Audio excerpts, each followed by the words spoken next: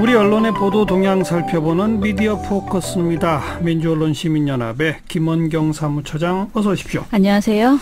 방송통신위원회가 오늘 네. 종편하고 TV 홈쇼핑 사이의 연계 편성, 네. 그 뭐 현황 점검하고 무슨 대책 내놨다는데, 네네. 저 이거 처음 듣는 얘기거든요. 예. 종편하고 TV 홈쇼핑이 뭘 연계 편성을 해요? 예. 뭔 이런 얘기입니까? 일들이 굉장히 많이 있었는데요. 무슨 얘기예요, 그러니까? 이게 한마디로 종편의 교양 프로그램, 그러니까 건강정보 프로그램에서요. 특정 식재료가 몸에 좋다라고 하면서 막 다룹니다. 네. 그러면 그 비슷한 시간에 TV 홈쇼핑에서 그 식재료를 가공한 상품을 판매하는 행위. 이것을 이런 네. 게 있어요? 네. 이거를 종편과 TV 홈쇼핑 연계 편성이라고 이렇게 말할 수 있습니다. 말은 예. 참 그럴싸하죠. 예. 근데 시청자는 TV 홈쇼핑에서 식재료의 효능을 설명하면 저건 팔려고 하는 상술이야 이렇게 여기서 경계하게 되잖아요. 그렇죠. 그렇지만은 방송사 건강정보 프로그램에서 막 의사도 나오고 약사도 나오고 뭐 굉장히 여러분들 전문가들이 나와서 식품의 효능을 강조하면 그게 굉장히 객관적으로 입증된 과학적 정보라고 받아들일 수 있습니다. 그렇죠. 연계 판매는 이런 시청자의 심리를 이용하는 수법입니다. 그런데 이게 판매업자가 종편에 협찬비를 내고요. 이런 식재료의 효능을 강조하는 프로그램을 만들어 달라고 부탁합니다. 그래서 방송이 편성이 되죠. 예. 그러면 비슷한 시간대에 TV 홈쇼핑을 잡아서 관련 제품을 판매하는 겁니다. 이 종편하고 TV 홈쇼핑은 회사가 전혀 다르잖아요. 전혀 다르죠. 근데 무슨 연계 편성이지 했는데 네. 그건 판매업자가 중간에 있었군요. 네, 판매업자가 그 제품 판매업자가 협찬비를 종편 내고 측에 협찬비를 내고 네. 그게 되면 비슷한 시간에 TV 홈쇼핑을 잡는다. 잡아서, 네. 이야.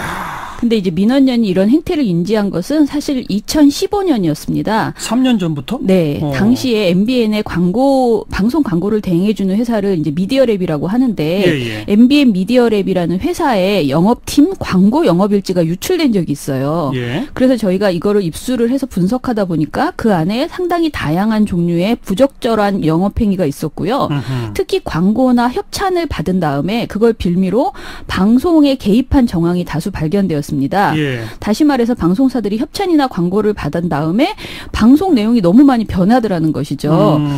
그때 MBN 교양 프로그램에서 식재료의 효능을 방송하면 홈쇼핑에서 해당 제품을 팔고 있는 것을 알게 됐어요.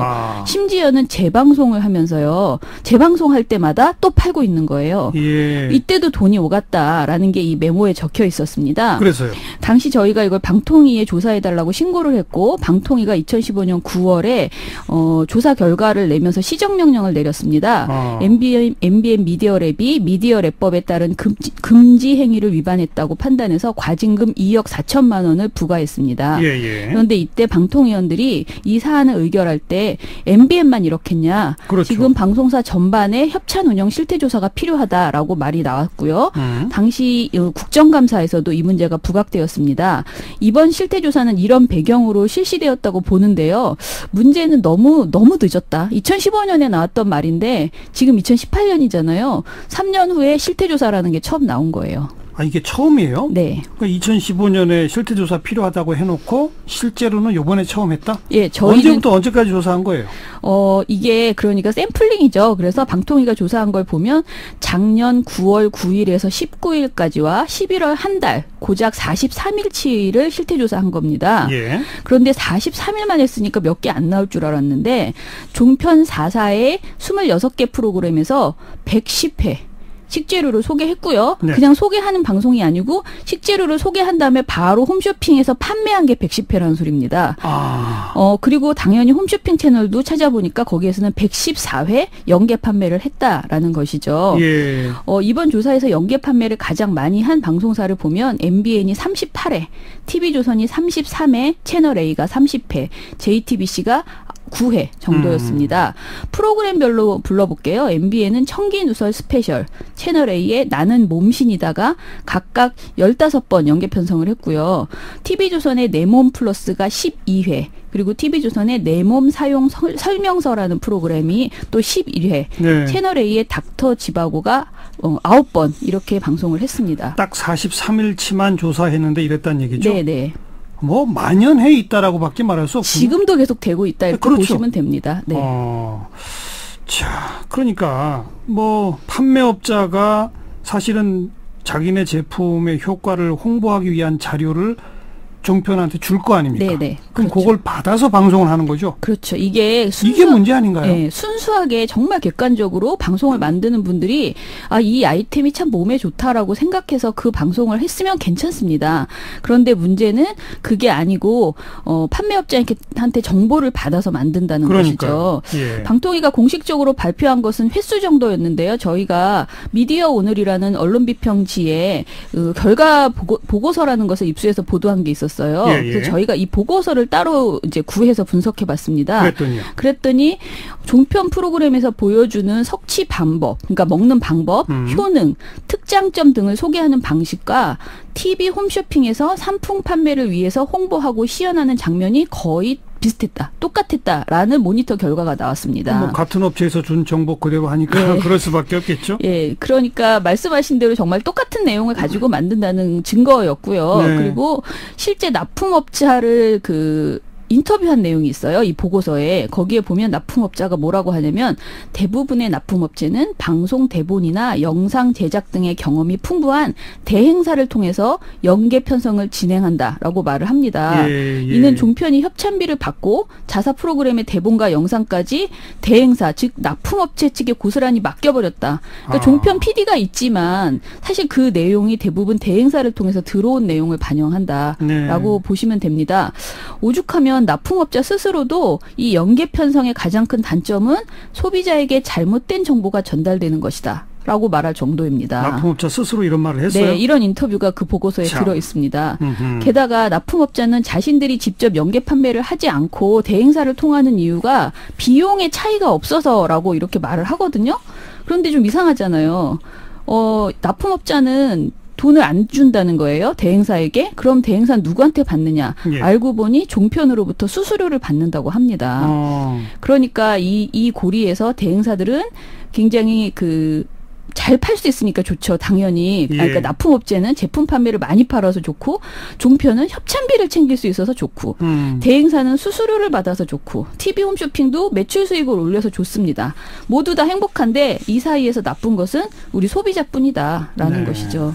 그래서 이번에 방통위는 어떤 대책을 내놨습니까? 처벌하나요? 아니요. 이게 결론부터 말씀드리면 현행법으로 불법 행위가 아닙니다. 불법이 아니에요? 네.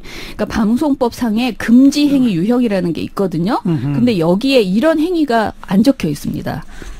그리고 방통위가 이번에 조사한 바에 따르면 납품업체에게 물어보니 종편이나 TV 홈쇼핑이 이런 것을 하라고 강요하지 않았다. 그리고 비용도 우리 스스로 그냥 냈다. 그러니 이것은 방송사의 잘못이 아니다라고 이제 법적으로 분석이 된다는 거예요. 이해가 안 되는데요. 그죠? 하긴 근데 협찬비를 받는 거는 이거 말고도 워낙 많으니까. 네네. 그래서요. 그래서 방송통신위원회는 현행법으로는 불법이 아니다. 그래서 방송 프로그램이 협찬을 받아 제작되었다는 사실을 정확하게 알 수 있도록 협찬 주명을 고지하는 것을 의무화하겠다. 그런 법령을 추진하겠다. 그러니까 법령 개정을 추진하겠다. 이렇게 밝혔고요. 예. 그리고 연계 편성으로 인한 시청자 피해를 예방하기 위해서 방송통신심의위원회에게 이 관련된 모니터링을 강화해라라고 부탁하겠다. 이게 대책의 전부였습니다. 보통 드라마도 요새는 뒤에 협찬 어디 붙잖아요. 네네. 그런데 이런 방송은 협찬 어디라는 것도 고지를 안 했다는 거죠. 예.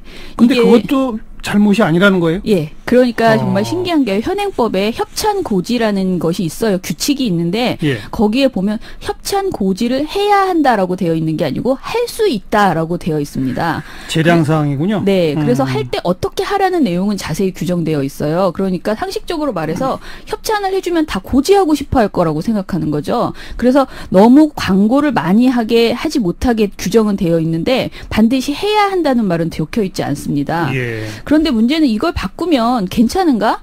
저는 그렇게 생각이 안 들고요. 이거는 오히려 자칫하면 방송사들이 협찬비를 받고 정보 교양 프로그램을 그냥 모조리 그런 프로그램으로 광고 프로그램으로 만드는 것을 양성화시킬 수도 있다. 그러네요. 라고 생각이 듭니다. 예.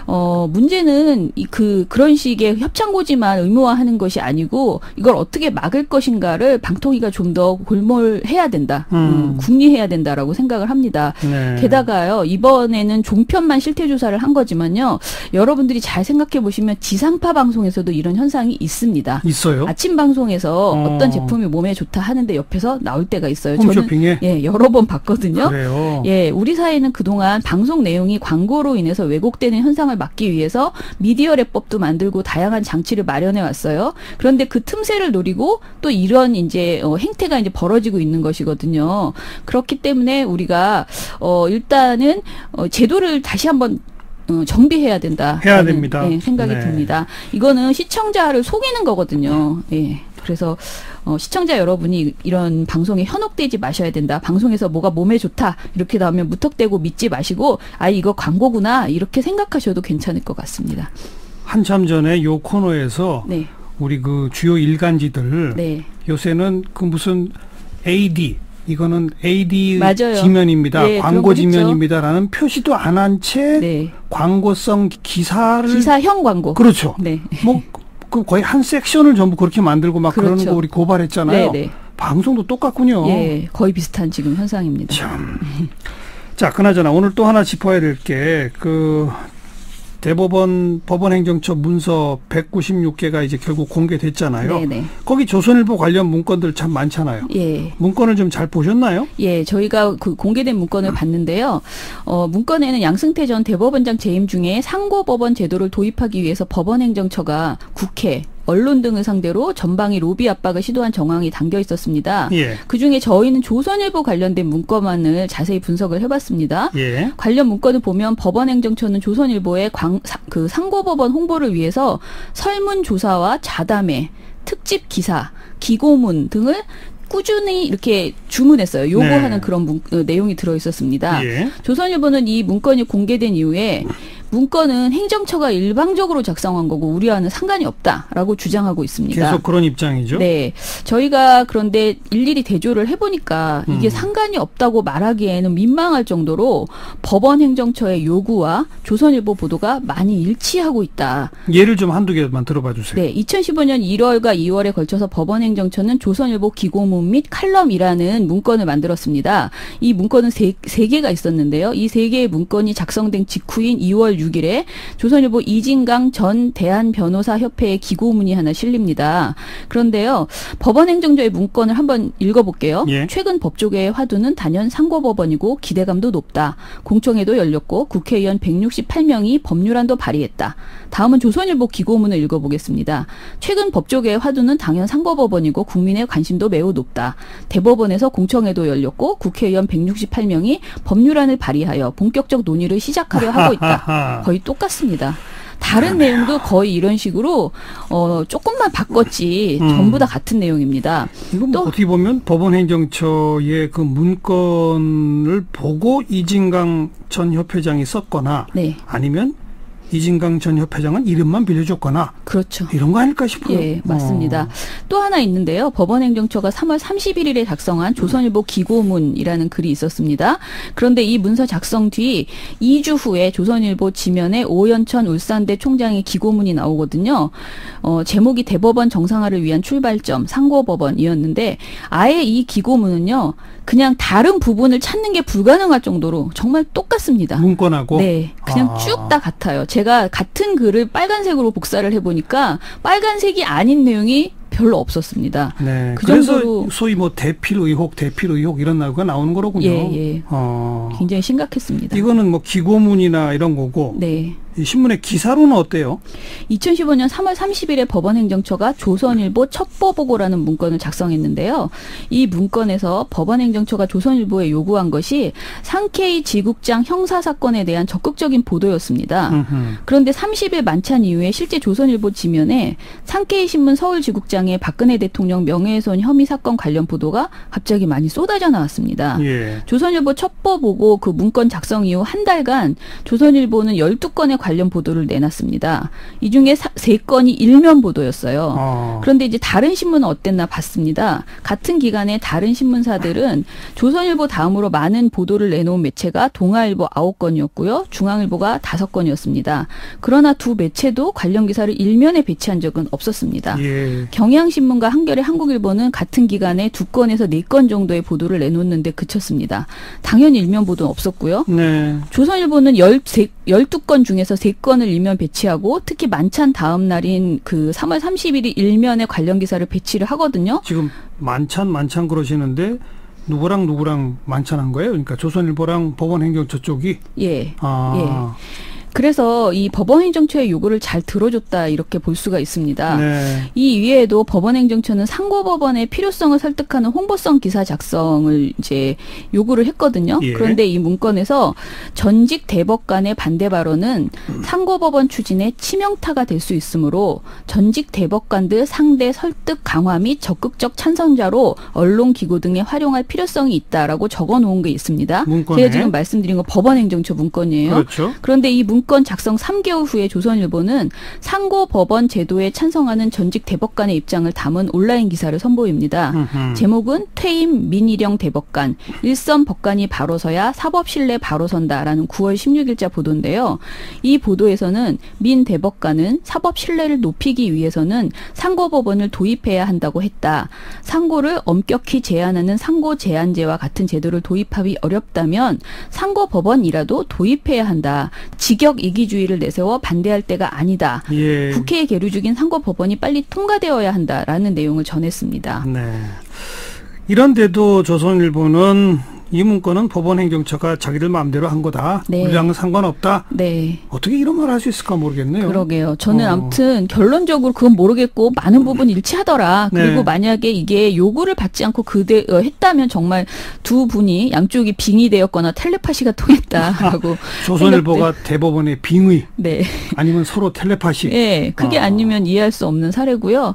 좀 더 심한 사례 한 가지만 말씀드릴게요. 네. 법원행정처는 조선일보의 태평로 또는 데스크 코너에서 사내 칼럼 게재를 추진해달라 이런 메모가 되어 있었습니다. 예. 그런데 이 내용대로 조선일보가 실제로 데스크에서 상고심 개편, 이젠 결론 내자라는 것을 보도를 했습니다. 데스크 칼럼으로. 네, 6월 1일. 법원행정처가 데스크 칼럼 좀 해달라고 하는 문건이 나온 후에. 예, 태평로와 데스크에서 이 두 가지 코너에서 해달라고 이제 주장을 했잖아요. 네. 그런데 데스크에서가 진짜 나왔습니다. 더 충격적인 것은 조선일보 전략, 그러니까 홍보 전략 일정 및 컨텐츠 검토라는 문건에 이런 말이 있습니다. 상고제도 개선 필요성, 결론 내려야라는 문구가 있었는데요. 이 칼럼도 제목과 마지막 문장으로 뭐라고 말을 하냐면 중요한 건 이젠 어떤 형태가 됐든 결론을 내릴 때가 됐다는 것이다. 그 선택은 빠를수록 좋다. 이렇게 써 있어요. 그러니까 내용 데스크 칼럼이라는 것을 이용한 것도 똑같고 거기에 써 있는 글을 그대로 썼다라는 것이죠. 예. 아무튼 저희가 보기에는 조선일보는 그 억울하다고 말하는데 억울하다고 말하기는 좀 민망한 상황이다라고 생각하고요. 결국 이 상황을 해결하려면 검찰이 나서야 하지 않을까라는 생각이 듭니다. 특히 아까 말씀드린 것처럼 문건에 보면은 뭐 설문조사 자담회 등을 부탁하면서 그 대가로 10억 원에 가까운 법원 예산 일부를 광고비로 지급하기로 계획한 사실이 이 문건에 써 있습니다. 계획만 한 겁니까? 실제로 그렇죠. 광고비로 갔습니까? 그건 모르겠죠. 아직 몰라요. 예. 그래서 법원행정처가 기사 거래를 시도한 것으로 사람들이 이제 평가를 하고 있고요. 한겨레 신문에서는 이것에 대해서 국고횡령 예비 혐의로 수사할 사안이다라는 지적이 나오고 있다고 보도를 했어요. 예. 어찌 됐든 저는 보도가 그러니까 그 검찰의 수사가 필요하다, 명명백백하게 규명되어야 될 문제라고 생각하고요. 네. 덧붙여 강조하고 싶은 건 조선일보 이외의 언론이 이것을 제대로 보도해야 돼요. 그렇죠. 그런데 조선일보가 우리가 무관한데 보도하면은 고소하겠다 이런 식의 지금 태도를 보이고 있거든요. 여기에 좀 그 의연하게 좀 동종업계 감싸기 본능을 버리시고 이 문제를 좀 보도해 주시기를 바랍니다. 네, 이건 진상을 밝혀야 합니다. 네네. 민주언론시민연합 김원경 사무처장이었습니다. 고맙습니다. 감사합니다.